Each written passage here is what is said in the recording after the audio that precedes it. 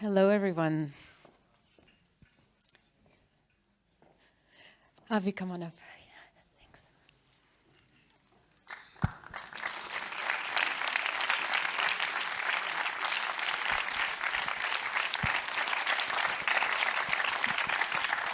Wow, is there anything that can be done about the light? This is terrible. You don't see anything. Est-ce qu'on peut réduire les lumières un peu? While they work on that, I'm going to introduce you. Hi, everyone. My name is Heba Aly, and I'm excited to be here in conversation with the filmmaker and director. Avi has been described as the Israeli Michael Moore. He is the grandson of the founder of Israel's most famous movie theater, the Mograbi Cinema. And it has been said that no other Israeli filmmaker has been as staunchly and obtrusively anti-Zionist as Avi Mograbi. He is a founding member of the Breaking the Silence group that you heard referenced so many times in the film. And he's been making films for 35 years? 25. 25? Something like that. He's lost track. But this is the latest in a long series of films that Avi has produced about Israel's occupation, one of which was selected at Cannes. Avi, welcome. Hi.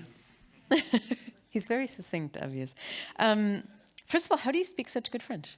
Sorry? How do you speak such good French? I don't. This is cinema French. Ah.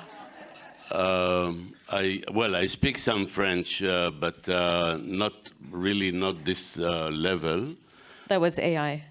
No, I studied it by heart. One of my students, ex-students, who's also a French teacher, worked with me for about 2 months. He was my dialogue coach, and Arte thought that I was wasting my time, but eventually they broadcasted it. It was pretty good, no? Oh, I'm impressed.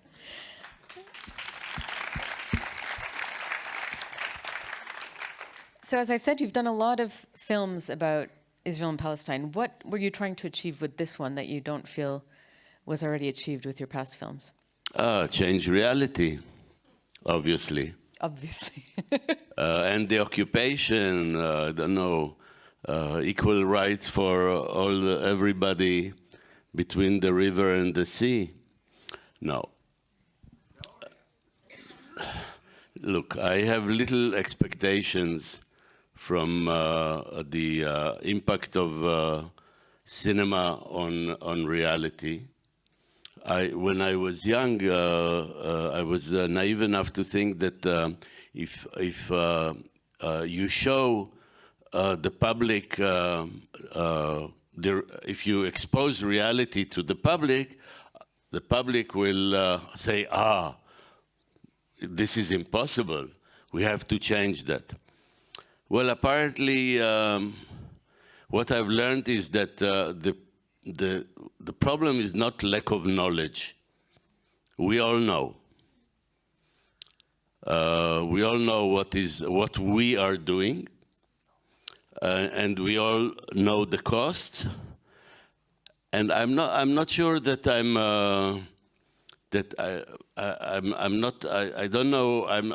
not sure I'm an expert on the psychology of the masses. But somehow we find a way to look away, to tell ourselves that this is absolutely necessary, and that this will make the world a better place to live, etc., etc., etc. So if you don't think it makes a difference, why do you keep making films? First of all, this is how I converse. This is how I talk with others. But I have developed a new concept for why continue to make films. And this is, look, there's not one person, or maybe one or two, in this room who is from the opposition to this film. We never go to watch, or mostly we don't go to watch the opposition. Well, we should confirm. Is there anyone in the room in opposition? Yeah, there could be some provocateur here, but I'm going to come back to you later. but basically, we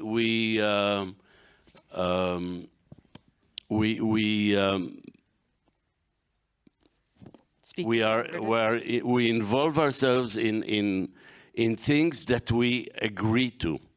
I don't go to see romantic films or action films. I watch my kind of cinema, etc., etc. So, and I think that the public who's already converted. This is one of the biggest accusations to a documentarist. You're talking to the converted. Yes, I'm talking to the converted. The public who's already converted is in great need for to discuss the issues internally. Great need for material. It's empowering for us, and I have little expectation that one war criminal will sit in my screening and you know, become enlightened. It was. Were any of you here? When was it? Sunday night for Life is Beautiful. Okay, so it was also a film about Palestine. Heba Aly. Yes, and it was like a therapy session on stage with these Palestinian storytellers kind of helping each other process what they had experienced. Motaz was here, who had just come from Gaza, and it felt like a collective moment of solidarity. So I suppose that can be in some way the role of film when you are speaking to the converted, to boost that solidarity. Yes, I agree. There is no way to you know, the people from the right may sometimes watch your film because they are browsing their TV, and without knowledge that they are exposed to a leftist kind of film, they start watching your film, and then what happens. Either they continue or they desert. But normally, I don't go to fascist films. Your work is described as having a hallmark mix of outrage and impishness, which I had to look up. It means playfulness. Why do you use this ironic style, at least in this film? C'est moi. It's absolutely a personality thing that I have no reason to resist. This is how I speak. This is how I talk. This is. It's not that I sit at home and say, how do we find the ironic angle to? No, it's a very natural thing. Obviously, excuse me. There was a moment where I was looking for a real occupation expert to be there in the film and explain. And it took a while. Someone who's been involved or has been writing a lot about, it took a while with research to realize that the people involved. Sorry? There are no occupation experts? Oh, there are many. But they're not interested in exposing themselves, and definitely not in a film tagged by Breaking the Silence and/or Avi Mograbi. So I realized that I had to forge an expert, and I don't take a lot of money, so it was easy. No, let's not pretend. I appear in most of my films. In different roles, my character changes and develops, but I appear in most of my films. You can say that the film was made in order for me to make an appearance. This is another way to hear. The irony is here. One of the things that strikes me is it's a very interesting style in that, if you take any of the one examples that they speak about in isolation, I mean, some of them are absolutely horrific, but, taking a pair of prayer beads, maybe not the end of the world, but it's the systematic, when you put all of that together on a day-to-day basis, and as I think one of them said, to ensure that you don't feel safe in your own home, it adds up to quite a lot. But I can't tell from listening to them, they're dispassionate. They describe things in a very matter-of-fact way. We bombed the house, we made them stand outside, we tied them to the tree. What are they actually feeling? Like, one of them said, I don't remember being drunk on power or enjoying it. Another one said he didn't really realize he was shooting at the kid until his girlfriend, made him think about it. How do these guys feel about what they've done?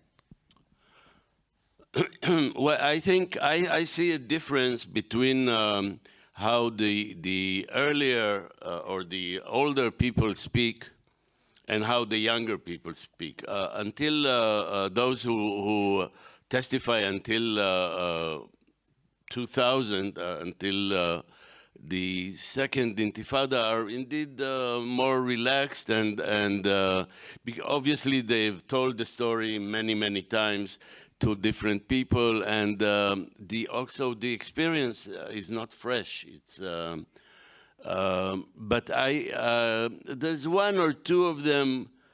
There's one who's totally shell-shocked.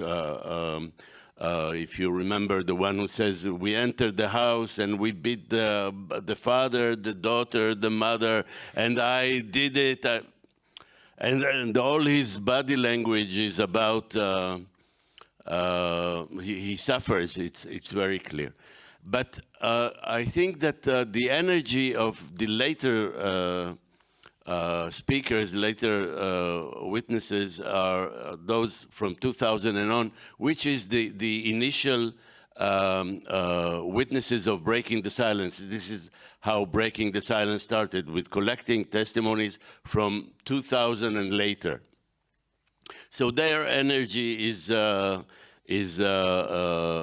don't know how more intense, and I think. But look, the first decision I made in making this film, or even before this was to become a film, because there was this archive collected by Breaking the Silence that me, as a board member of the organization, took a video archive, took the materials and started to edit them so that we could watch them and decide what to do with them. And only then I realized that there was a film to be made, and I asked I asked the board to allow me to make the film. But the first decision I made in trimming those testimonies was to cut out all reflections and to leave only actions. I am interested, but I'm not interested in what they think. I'm interested in what they've done. I'm interested in the impact on reality, on the lives of others, on what the Palestinians are going through. And I'm less interested with, the person who just did this and that, sits at home and says, oh, my heart aches for for my victims. I'm not interested in that. Because you don't think they deserve pity? No, because I think that the occupation is not the trauma of the Israelis. It's the trauma of the Palestinians. And I'm tired of situations where it turns out that we deal with the trauma of the occupier, of the victimizer. He's so, he suffered so much that, like Golda Meir once said, we will never forgive the Palestinians for making us do what we do to them. So can we talk about your position as an Israeli activist? You recently decided to leave Israel and you've moved to Portugal. Why did you do that? This was not an activist act. Look, this is not something that happened because of the current war. It's something that my partner and I have decided already 2 years ago, or almost 2 years ago.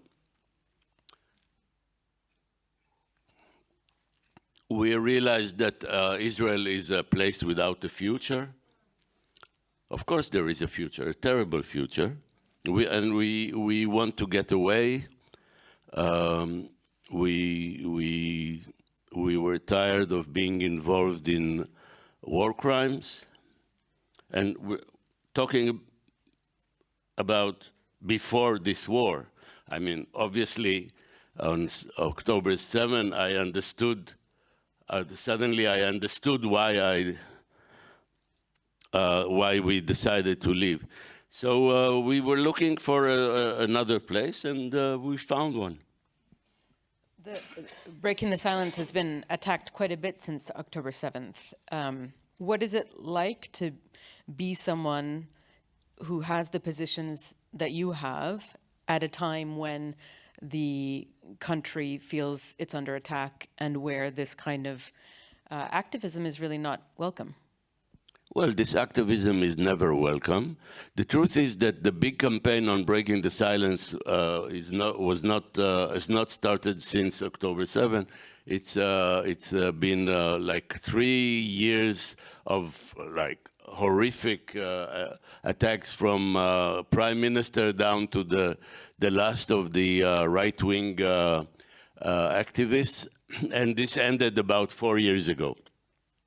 Since October 7, any person who opposes the war crimes that we are committing is targeted, but in a general, I mean, we were targeted in it was a group targeting. We didn't have to deal with specific, because we also didn't yet publish any new testimonies concerning the current war. So this will come, but not yet.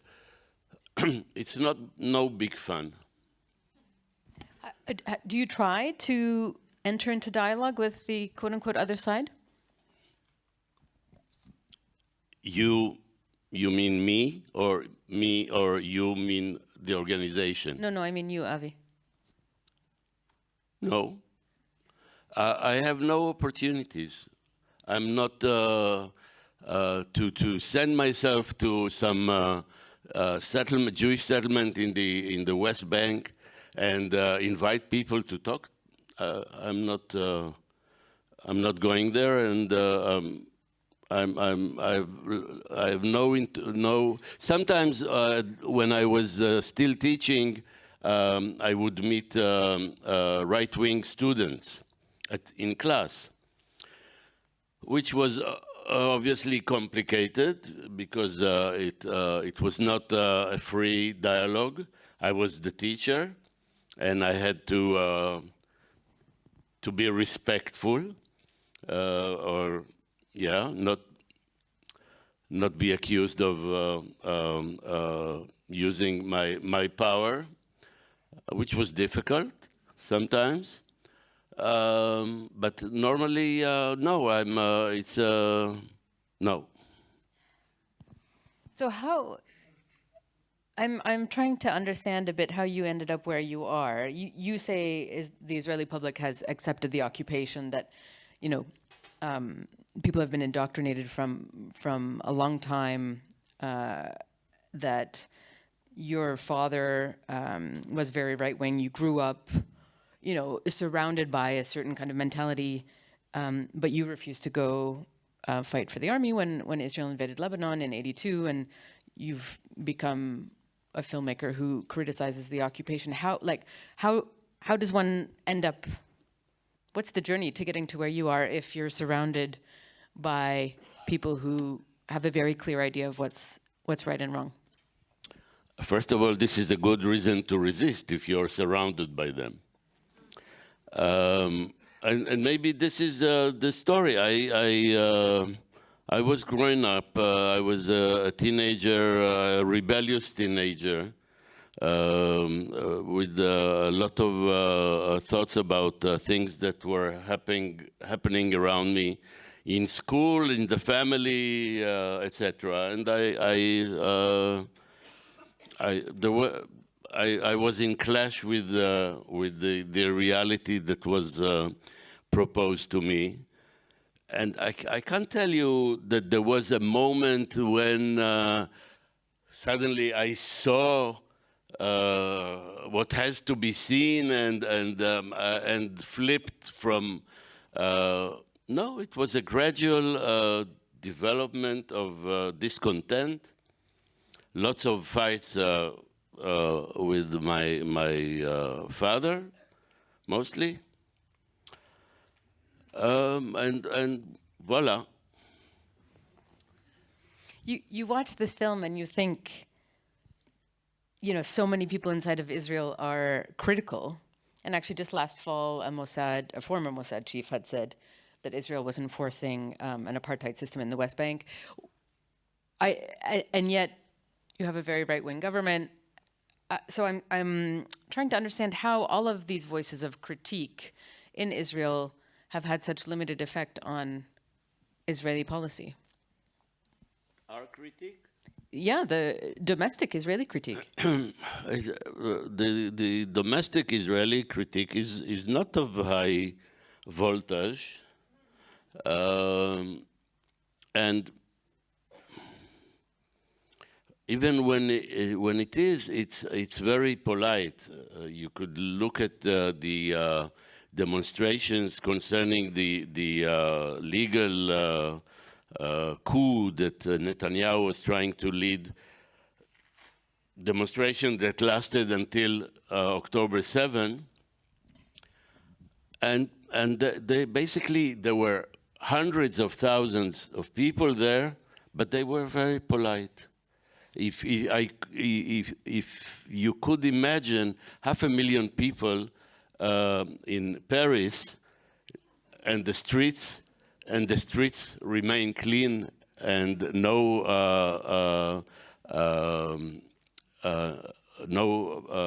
vitrine of sorry? You're not the Gilets jaunes in Israel. The Gilets jaunes protest movement in France. Yeah. No, or thinking about 60s, it's a very polite. Okay, so sometimes they block the periphery of Tel Aviv for half an hour or an hour.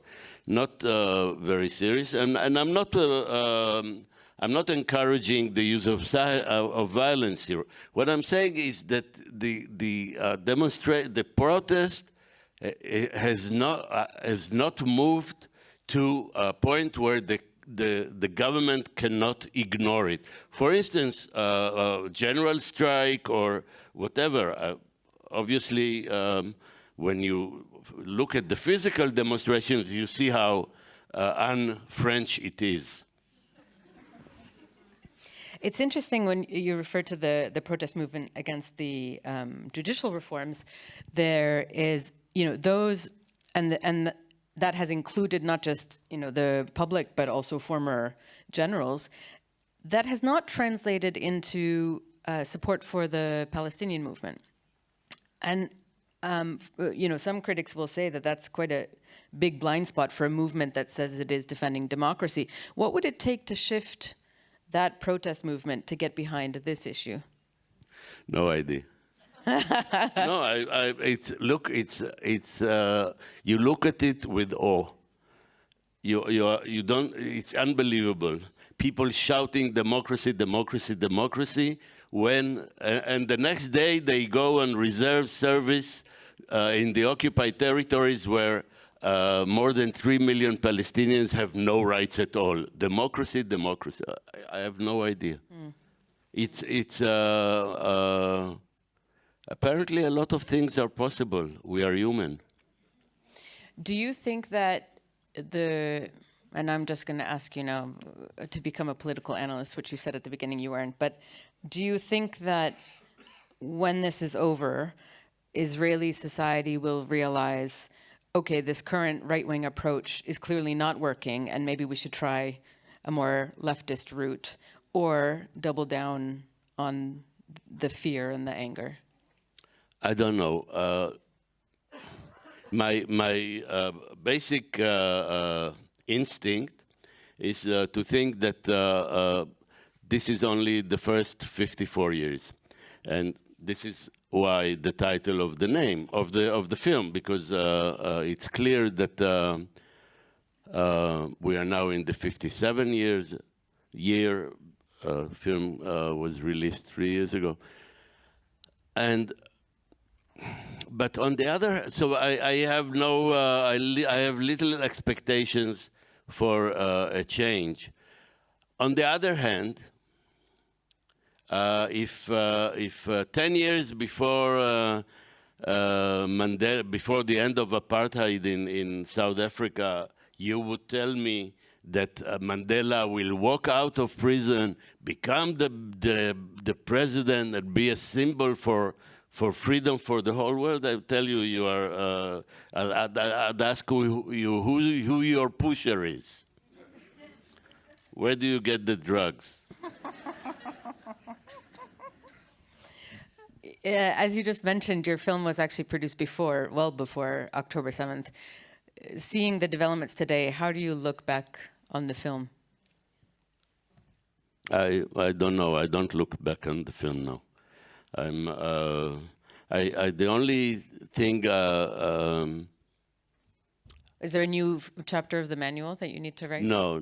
It's these are long processes. It doesn't just happen. You know, it's very easy to look at what's happening in Gaza and say there's a lot of new chapters to write. But I'm not yet indulging this. But look, one of the things about October 7 is that for Israeli propaganda, it was very easy to cling to Hamas barbarism and say this was not provoked by anything. Okay. I think that this film provides some idea of the context of where Hamas grew and developed those horrific methods, and has gone. You know, there's no way. I mean, I was shocked by what happened on October 7, of course, but. We also have to remember what happened after October 7. Before, you mean? Before and after. In the film, you talk about the goal of occupation being the appropriation of the land. Do you think that this latest attack on Gaza is the kind of final attempt to achieve that goal? I don't think that the attack on Gaza right now is about the land. It's true that the extreme right wing are talking about resettling in the Gaza Strip, etc. But I don't think it's about it. It's about revenge, and it's about it's a revenge, not even on the pain that they have caused us, but on how they hit our arrogance. And we thought that we were a superpower, and apparently we are not. And I'm obviously it's a big achievement for Hamas, and I think that we are avenging on Gazans for the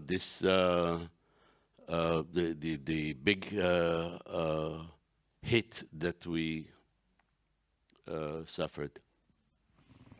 You said that internally within Israel, the film was rejected at festivals and didn't get much play.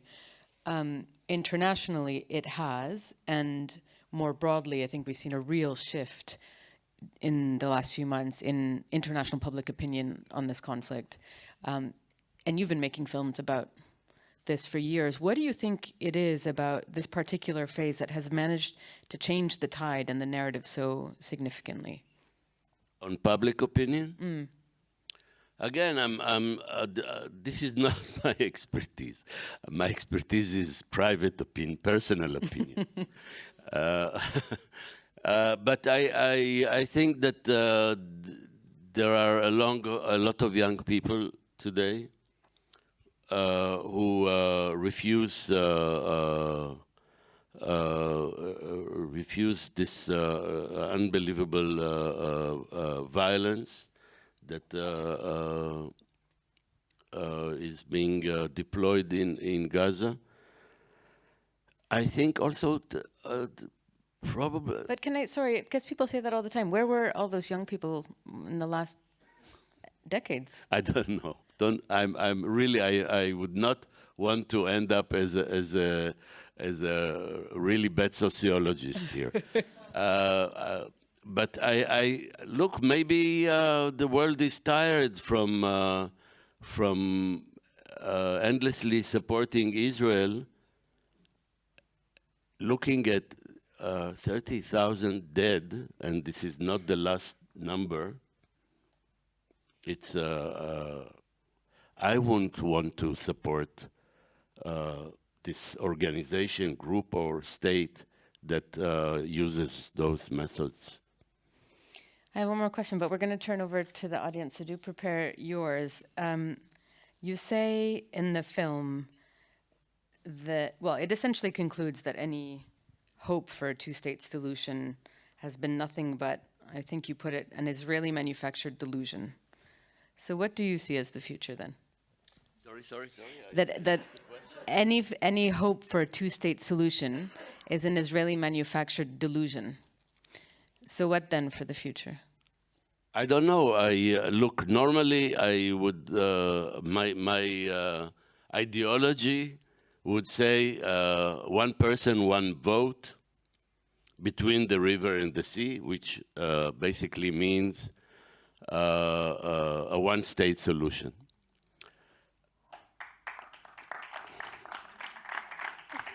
But now comes the fall of the ideology, the collapse of the.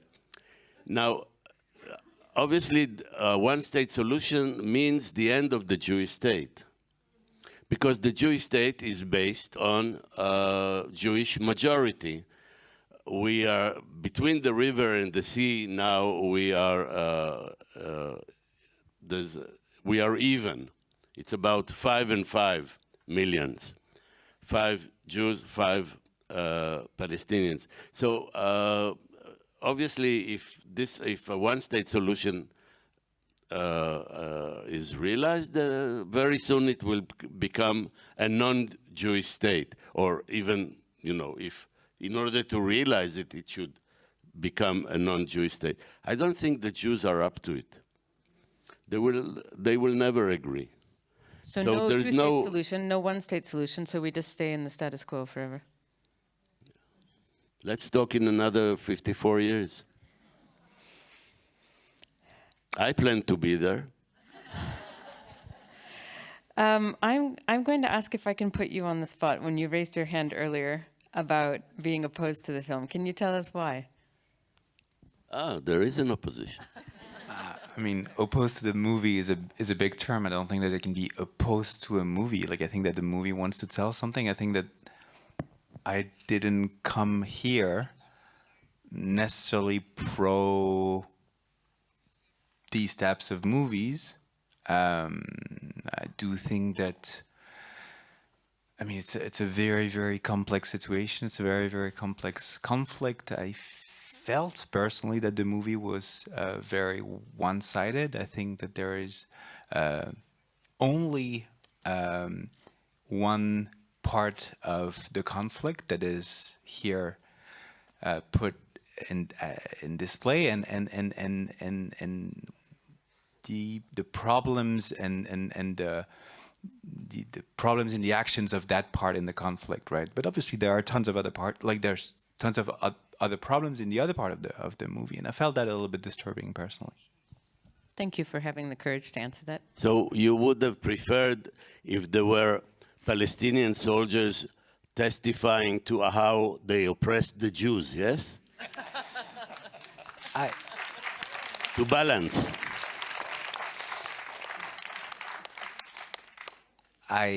Or how, since the 1948 until now, the numbers are about 1 to 20. I think I'd be happy to have a discussion with you in private. I don't think that I want to have this conversation with you in front of everyone. That being said, I think that there is. You are described here when you entered as an anti-Zionist, and you condemned through that movie and your precedent movie, probably like prior movies. I haven't seen them, but I guess. The state of Israel and its action. I mean, we can have a discussion about this, but obviously, like, for me, it's disturbing to see how, like, the type of adjectives that are used to describe. At some point, we are in front of a bus being bombed, and then the next scene is about bulldozer. Destroying houses, and you use the terms then with bulldozer with cruauté, like cruelty in French, that you didn't use when you were discussing about like the bombing of the bus. And I think and obviously like you can say, but the bombing of the bus is motivated by what happened before, but we all know that. But the bombing of the bus. But what happened before was then motivated by another exaction, et cetera, et cetera. So, like, I don't think that I find it interesting, very interesting, and this is why I came. And I think, like, whatever the side you're on, you should see both, arguments. But, like, I think that we could do an exact opposite movie.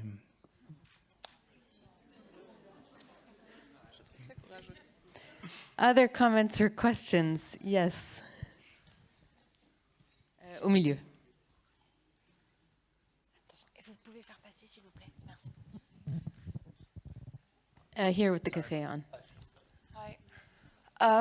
Well, firstly, thank you so much for the documentary, and thank you especially for breaking the silence. It has been such a powerful resource for individuals like myself when confronted with certain narratives, like the gentleman prior to me so helpfully highlighted when you talk about the complexity of the situation. And that is a tool that has really, sorry, this is more a statement than a question. That is really, I feel, one of the main narratives I've encountered of dissuading people who may be a bit unsure, especially prior to October the 7th, of what they think of this situation. It's too complex. Look away. Don't pay attention. And films such as this documentary, rather than, initially when it was presented, what was your aim of this? Moving beyond a sort of self-therapizing session, you've produced a tool to facilitate people that may be scared to engage with this subject matter for fear of being labeled anti-Semitic or whatever litany of accusations could be made to. And that is really something that's very powerful and I don't think should be diminished, because right now, as you've mentioned, we are witnessing a turning and we are witnessing people. This isn't just an echo chamber, with a few exemptions, where people sit and we all know what we believe and we all agree. Like, there are many people that are, I feel like, on the fence, and films like this are just so incredibly important for that. So thank you so much. Thank you. I'm trying to look upstairs as well, so if there are questions upstairs, do raise your hands. Any others here? Oh, sorry, you're very fast. So, yeah, she was right next to me. I have some comments, but also a question.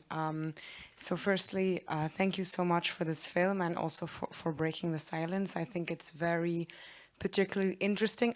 I as a lawyer who's also engaged with this from a human rights and criminal liability perspective, firstly, I think this is amazing evidence. And I assume that's why it was collected at first. So I look forward to it being used, you know, at the ICC and at the ICJ, because these are war crimes. But secondly, I think it's very powerful that it wasn't made emotional from the part of the witnesses, because it's literally facts. So a Zionist or someone who wants to critique you cannot say, oh, you're using propaganda. It's fact. Everyone knows this, and the people who do it know it. And unfortunately, it seems like many people, you know, who support this also know it. I don't know how they detach themselves from it, knowing it, but I think that one answer that we've been hearing repeatedly over these months, and everyone knows this term now, is dehumanization. And you know, when you hear these testimonies and how these people who are human, you know, that man talking about his wife, he wouldn't want someone to tie her to a tree. He wouldn't. But it's okay that they do that to someone else, because they are human animals. They are rats. They are, you know, cockroach, like whatever. Like obviously, it underlines this in an interesting way, because you see that these are human beings and that they can have empathy, but it's totally switched off in this. So I found it fascinating.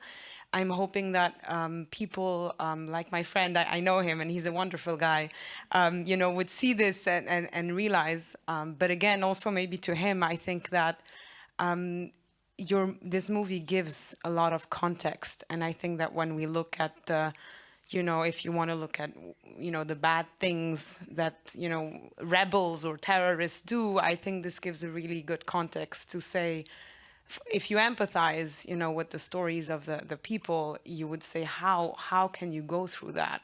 Maybe 5 years, 2 years, 10 years, 20 years, 30 years, it happened to your grandfather, or he did nothing, it happened. Anyway, it's very good. Sorry, one question I had was, you know, we see even now in the end, we see images like that have gone viral now about soldiers celebrating, oh, it's beautiful, these explosions. Is it something that's more recent because of many decades of this kind of accumulating and increasing? And do you think that what's happening now is a new level of violence, or do you think it's just? I mean, like Heba said, like, is this maybe a new chapter, or do you think it's just a continuation, or that this might lead to a breaking point? Thank you. I'm not sure I know. Obviously, there were no video cameras in 1948, so we don't know how, what kind of celebrations took place after whatever expulsion. So I'm not sure I know. What is striking, of course, is that those videos were shot by soldiers and published by them on the internet, and which tells you something about what they feel. They obviously don't publish videos that they are ashamed of, but rather feel proud about. So this is very strong, but maybe this is one of the, you know, this is the time that we live in, where people publish stuff on the internet, and sometimes it's horrific, and you don't understand how they portray themselves like this. But or maybe it's one of the soldiers who was not so happy about what's happening, and he published it. We don't know. Just to follow up on part of that question, and then if we can get a microphone to the back. Is the material that Breaking the Silence has gathered being used as evidence? Do you have any indication of that? You mean in the International Court in Hague? Not as much as I know, and it's a complicated question. Whether obviously we are not encouraging the International Court to use our materials. We are encouraging everybody to each and every person to be exposed to our material, but we are not trying to become a side in the indictment of Israel. We are first and foremost talking to the Israeli public, exposing the knowledge that we have gathered, and obviously we share with the rest of the world. There are no real borders today, I mean, for knowledge. Yes. In the beginning of the movie, you said that military service was obligatory for men and women. So I was wondering why none of the testimonies were women. Are there none? Is it by chance or, yeah? Yes, well, Breaking the Silence collect testimonies without discrimination. So we have testimonies of women, obviously, I shouldn't say obviously. The fact is that most women don't serve as combatants, although it's changing in the past 10 or 15 years. They are mostly in the background, or I don't know how to describe it. But so we have less testimonies of women involved directly in the oppressions. And yes, for a long time in the edit, there was still one woman there. Talking about looting, and I kept her, although she was stuck there. It was not connected to a real theme in the film, and I realized that this was a perverted feminism. I was trying to show that also women can be war criminals. And I said, okay, enough with this kind of really perverted approach, and I let her go. Yes. Oh, you are very fast on the mics. Wow. Bonsoir, je vais parler en français. Je ne sais pas, Monsieur Mograbi peut comprendre ou quelqu'un qui va traduire. Do you want me to translate or it's okay? Well, let's see. Ou peut-être mon ami qui peut traduire. Je m'appelle Rossida, je suis origine kurde. Ça fait 5 ans que j'habite à Genève comme réfugié. J'ai découvert le cinéma de Mograbi en 2019 par l'école de cinéma à Genève. Et je me disais, il n'y a pas une cinéaste ou une journaliste turque ou kurde qui peut montrer le crime de la guerre, la torture ou la violence qu'on a vécu en Kurdistan, parce que notre pays est pire qu'en Palestine en fait, parce que Kurdistan est colonisé par 4 pays, et la Turquie, Iran, Irak et la Syrie. Je ne sais pas qu'est-ce qu'ils pensent pour le Kurdistan qui est colonisé par 4 pays, et il y a beaucoup de la violence et la torture, crime de la guerre. Ça, c'est la première question. Okay, one by one. Yes, okay. You will excuse me, but really, this is not my field. I'm against oppression, but I can only be superficial here, and I'd rather not. I'm for liberty to all people. Big deal. Vous avez compris? Oui. Ouais. Bien sûr, je sais que le cinéma de Mograbi, c'est un cinéma d'antimilitarisme aussi, mais qui montre le cinéma de réel. Et il y a une phrase qui on dit le réel doit être fictionné pour être pensé. Qu'est-ce qu'il pense comme un cinéaste, comme cinéma de réel? Est-ce que souvent on voit le film de documentaire? J'ai pas vu cette film. Je suis venu pour justement la discussion pour écouter. Et est-ce que on va voir le film fiction de Avi Mograbi aussi?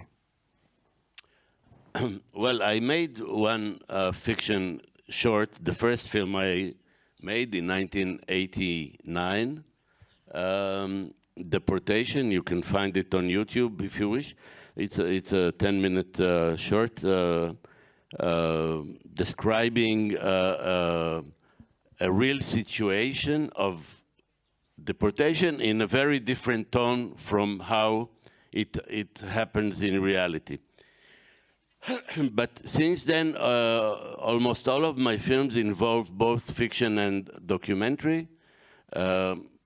For instance, the expert in this film obviously is not a real person, and this was not a spontaneous capture, but rather a lecture, if you wish to downgrade it even more. I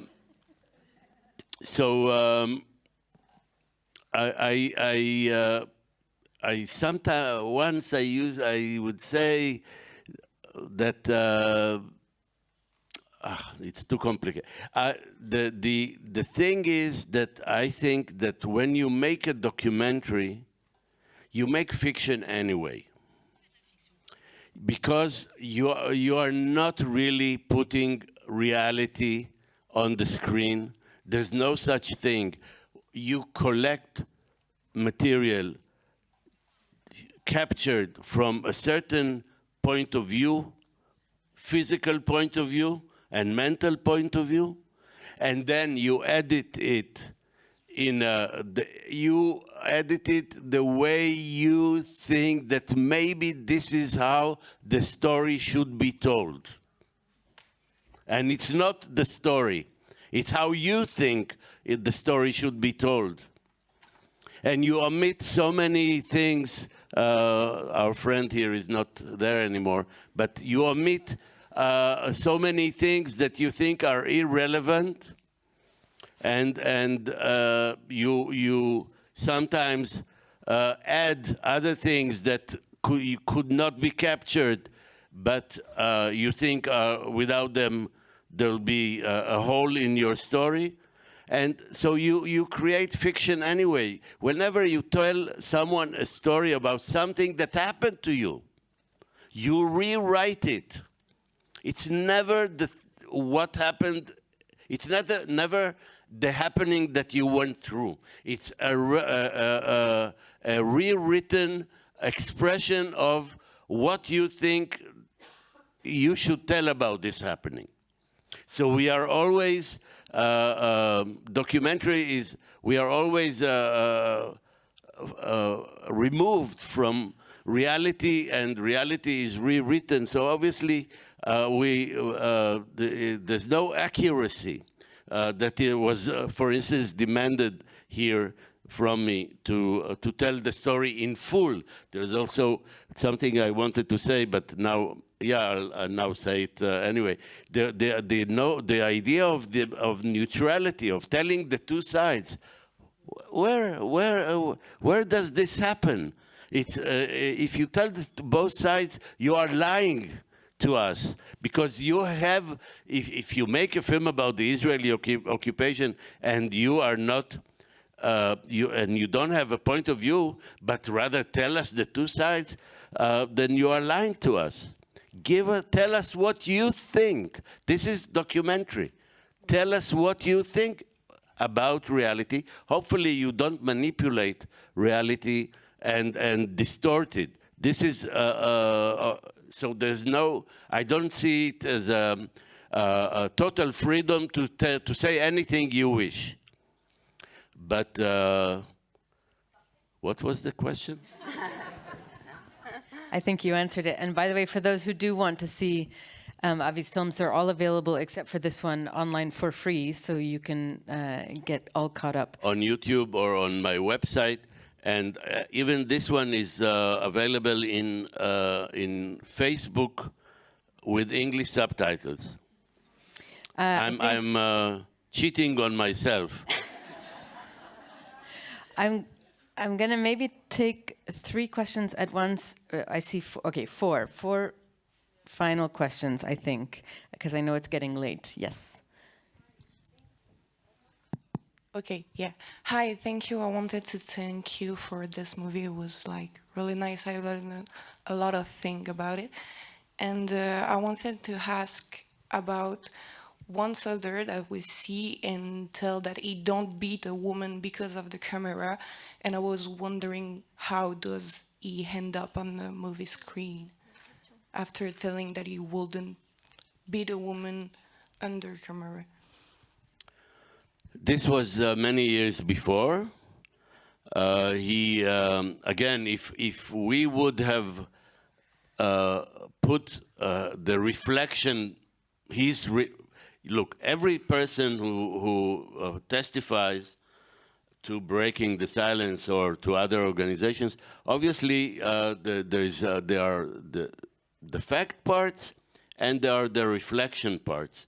How you reached, what you thought when at the time, what you thought later, what you thought when your wife discovered, or you told your wife and suddenly she was not so happy with what you did. You should maybe watch my film Z32, which is exactly dealing with that.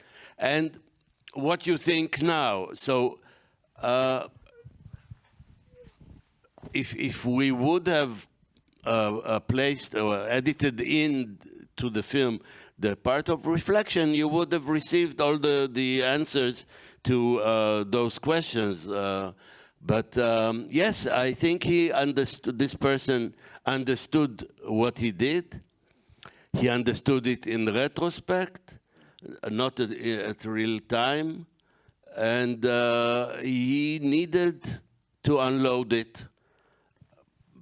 Most probably the film was not the first opportunity to unload.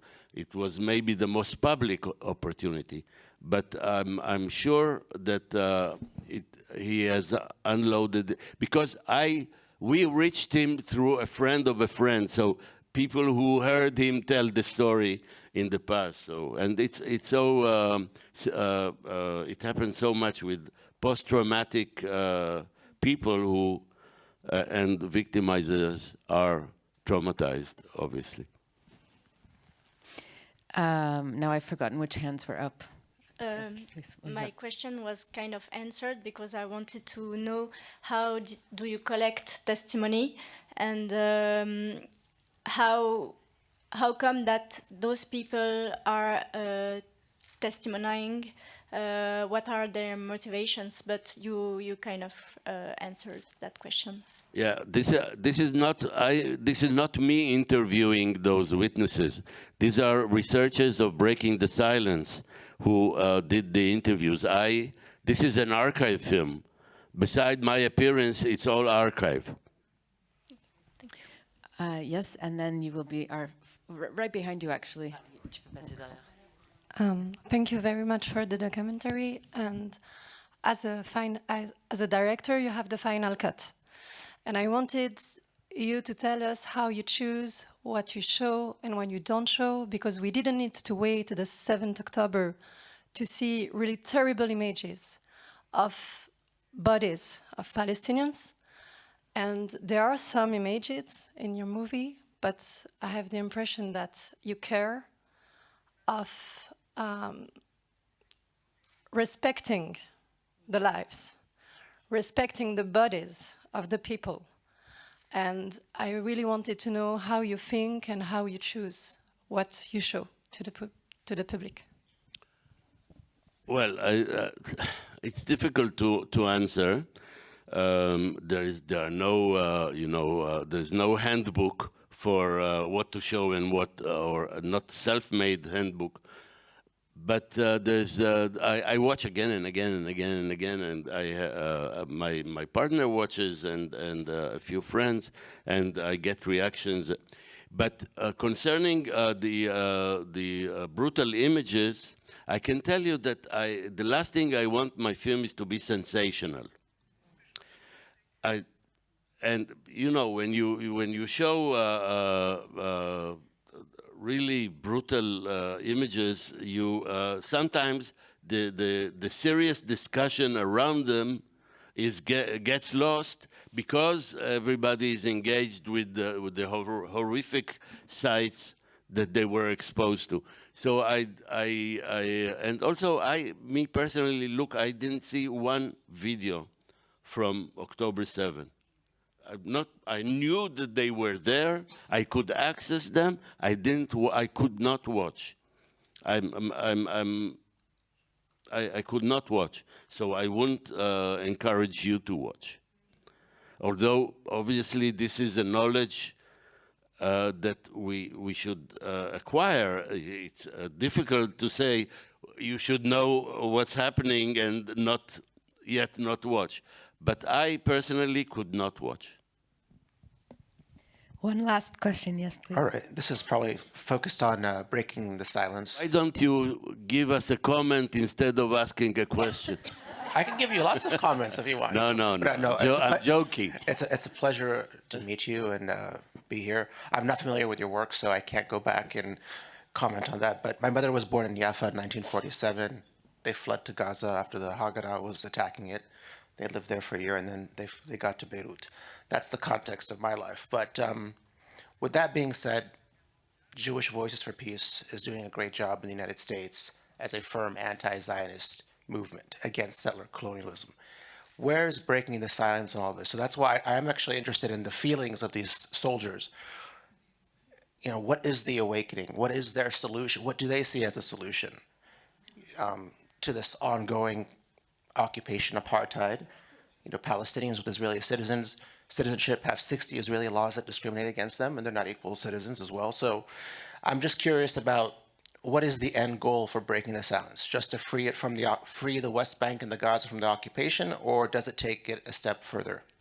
No, breaking the silence has taken upon itself a very narrow mission to talk about the occupation. Look, breaking the silence was born out of the experience of young veterans who, just as they finished the army, this was 2004, they felt they needed to do something about the experience that they went through, about what they have done, etc.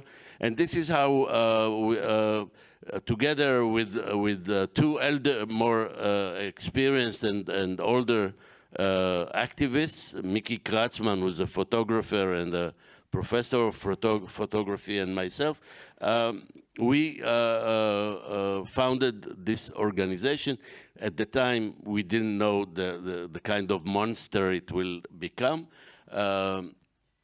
But this is so, and it was very clear that we are dependent on the will of veterans to come forward and talk to us.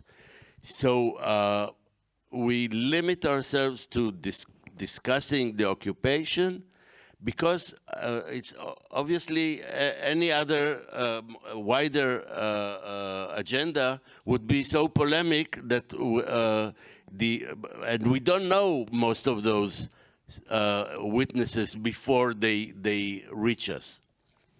And we need to allow them the space of not to be involved in that testifying will not be dependent on whether they agree with Zionism or they are anti-Zionist. It's not about that. The occupation has to end, and I think it's more likely that the occupation will end rather than Zionism or anti-Zionism. So we are focused on that, and it's fun. Excuse me. It's funny that whenever I'm described as anti-Zionist, I feel that I've done something bad. It's okay. Sorry? It's okay. No, because this is where the big press that we are. I was not born a Zionist. I think so.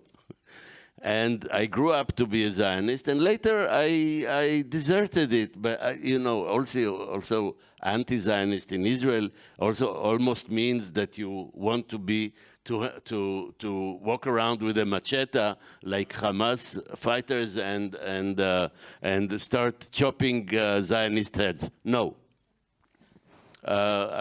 This is not the idea. There's place for everyone between the river and the sea. There's a need to accept that it's for everyone, not only for a certain group. So you wouldn't describe yourself as anti-Zionist? I'm not a Zionist, this is for sure, but I'm not doing anything. I don't. You can describe me.